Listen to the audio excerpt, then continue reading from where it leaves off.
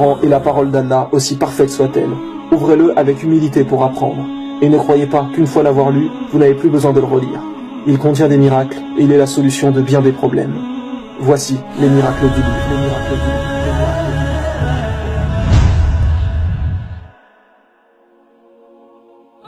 Beaucoup de gens doutent de l'existence d'Allah, et c'est l'intensité de votre foi qui vous gardera sur le chemin droit. Et le Coran est fait pour augmenter votre foi. Par exemple, jusqu'à il y a encore peu de temps, les gens pensaient que le soleil était fixe et que la terre tournait autour du soleil. Peut-être que même vous qui regardez cet épisode pensez encore cela. Mais en réalité, nous avons découvert récemment que le soleil n'était pas du tout fixe et qu'il se déplaçait dans l'univers d'une manière bien précise. Et on peut tout à fait dire aussi que le soleil tourne autour de la terre, comme on peut dire que la terre tourne autour du soleil. Cela dépend en fait du référentiel choisi, car dans l'espace, il n'y a pas de référentiel absolu. Et ce qui nous intéresse est que pendant longtemps, les gens pensaient que le soleil était fixe. Seulement, dans le Coran, depuis 1400 ans, il est dit que le soleil se déplace et vogue dans une orbite bien précise, comme la science le confirme aujourd'hui. Ce qu'il faut comprendre, c'est qu'avant que la science découvre cela et change son point de vue, les gens auraient pu croire que le Coran avait fait une erreur, puisque la science disait que le soleil était fixe et non le Coran. Et c'est justement dans ces moments que c'est votre foi qui vous maintient debout ou vous fait chuter. Celui dont sa foi est faible aura abandonné l'islam, pensant que le Coran faisait une erreur. Alors qu'en réalité, la parole d'Allah est parfaite, et le Coran ne peut que dire la vérité, tandis que la science, elle, évolue et n'est jamais sûre. Mais c'est important de savoir que si un jour vous ne comprenez pas quelque chose en religion, ne remettez pas tout en cause. Il y a forcément une explication. C'est simplement que vous ne savez peut-être pas encore la réponse à vos questions.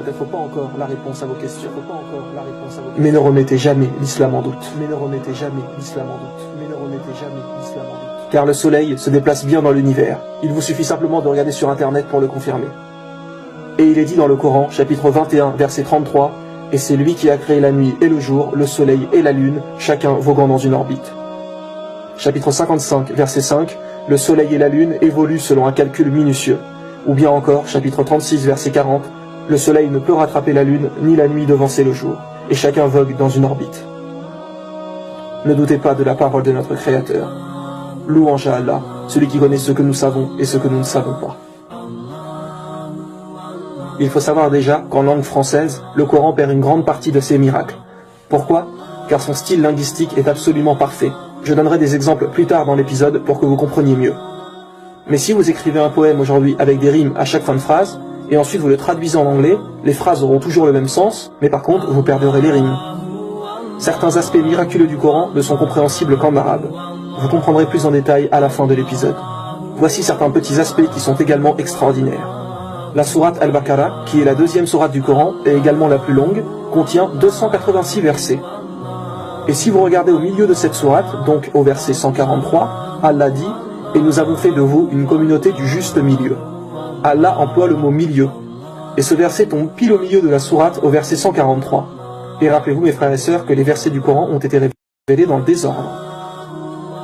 Vous savez qu'il y a plusieurs noms que l'on donne à Allah, comme par exemple le tout miséricordieux, ou l'audient, le créateur, etc. Un de ces noms est l'unique, qui se dit en arabe Al-Ahad. Eh bien le mot Al-Ahad est écrit une seule fois dans le Coran. Une seule fois, puis il ne revient jamais. Le mot Al-Ahad, qui veut dire unique, est lui-même unique. Le Coran a été révélé sur une période de 23 ans. Combien y a-t-il de chances de ne pas répéter le même mot sur 23 ans de révélation? Imaginez-vous une personne qui délivre un message pendant 23 années. Quelle est la probabilité qu'il soit capable d'éviter d'utiliser le même mot deux fois? Dans le même type d'exemple, Allah dit dans un verset, « Ne médite-t-il pas sur le Coran, s'il provenait d'un autre qu'Allah, ils y trouveraient certes maintes contradictions. » Eh bien le mot contradiction aussi ne revient jamais dans le Coran.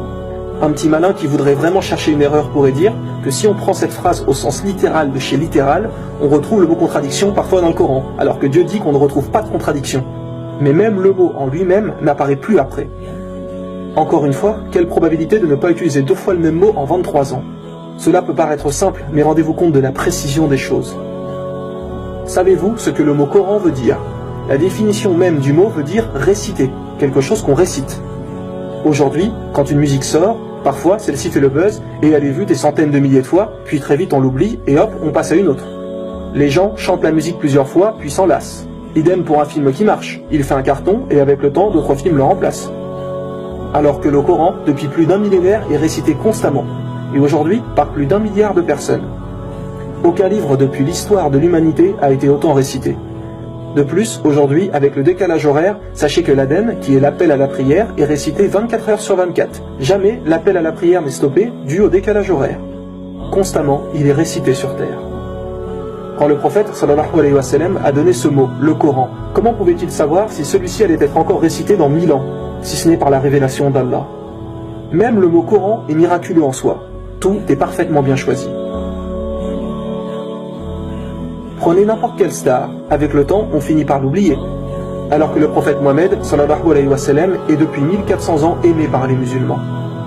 Les gens pourront dire, oui, mais Jésus aussi pour les chrétiens, ou Moïse pour les juifs, etc.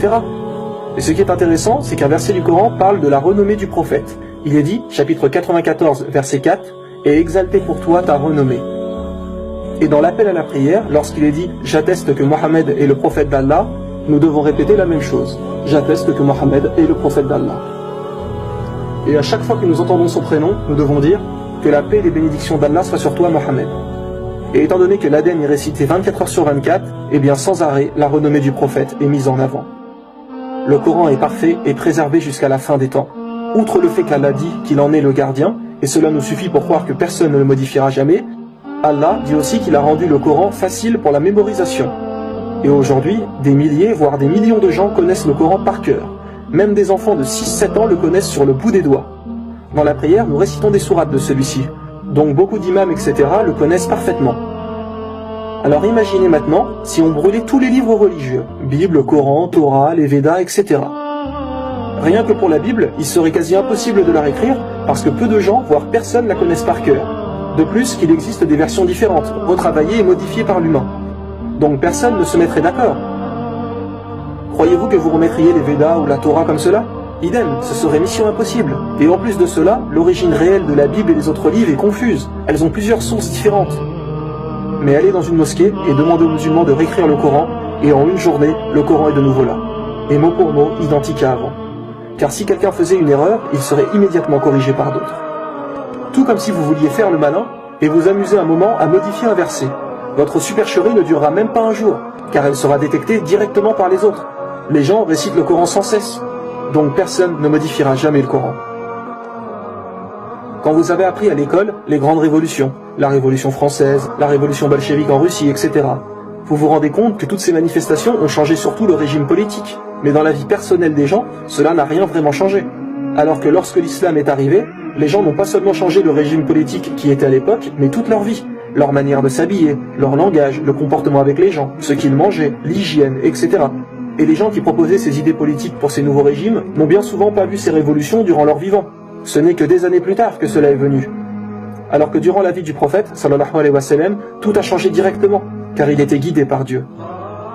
Ce que nous voulons dire, c'est que, imaginez-vous que votre voisin vienne vous voir et vous dise « Voilà, je suis le messager de Dieu. À partir d'aujourd'hui, tu devras faire tout ce que je dis, car ce que je te commande de faire est la volonté de Dieu. » Allez-vous le suivre, ou alors allez-vous le prendre pour un fou? Votre voisin que vous voyez avant tous les jours et qu'à présent vous dit être le messager de Dieu. Surtout qu'à l'époque, les gens étaient fiers et suivaient fermement leurs idées religieuses. Mais non, ils se sont tous mis au fur et à mesure à suivre le prophète Mohammed, sallallahu alayhi wa sallam. Et ça, mes frères et sœurs, ça ne peut venir que du seul et unique Dieu, le seul capable de cela. Voici un autre miracle du Coran. Allah dit dans un verset, nous avons fait descendre le fer. Alors que pour d'autres choses, comme par exemple les montagnes, il dit, nous avons créé les montagnes. Ou bien nous avons créé le soleil, nous avons créé la terre. Mais pour le faire, il ne dit pas nous avons créé, mais fait descendre. Et écoutez bien mes frères et sœurs, les biologistes disent que le fer est venu historiquement sur Terre par la descente de météores. Et Allah dit, chapitre 57, verset 25, nous avons fait descendre le fer, nous avons fait descendre le fer, nous avons fait descendre le fer. À savoir que le fer ne peut être créé sur Terre. Même l'énergie dégagée par le soleil, qui atteint 386 millions de mégawatts, ne peut former le fer. Alors d'où vient-il ? Après des études approfondies, il s'est approuvé aux savants que cette matière, le fer, ne peut être formée que dans les immenses étoiles dépassant notre soleil plusieurs fois, et dans une étape particulière de la vie de ces immenses étoiles, appelée la supernova. Au moment de l'explosion de ces dernières, la matière s'accumule fortement. Cette fusion nucléaire continue et forme par la suite le fer. Et la Terre contient environ 35,9% de fer de sa masse. Allah nous a préparé la Terre par le fait de descendre sur elle une grande quantité de fer. Actuellement, les planètes du système solaire sont des planètes gazeuses inadaptées à la vie. Pour cela, le fait de descendre cette quantité de fer porte une sagesse divine, grâce à qui notre planète est habitable. Nul ne savait cette vérité du fer avant l'exploration de l'espace. Qui, il y a 1400 ans, pouvait connaître cela et savoir que le fer venait du ciel? La parole humaine n'est pas nécessairement calculée au mot près. Le speech humain ne fait pas attention à utiliser le mot le plus parfait possible. Mais Allah, si. Le Coran est incroyablement précis dans son langage.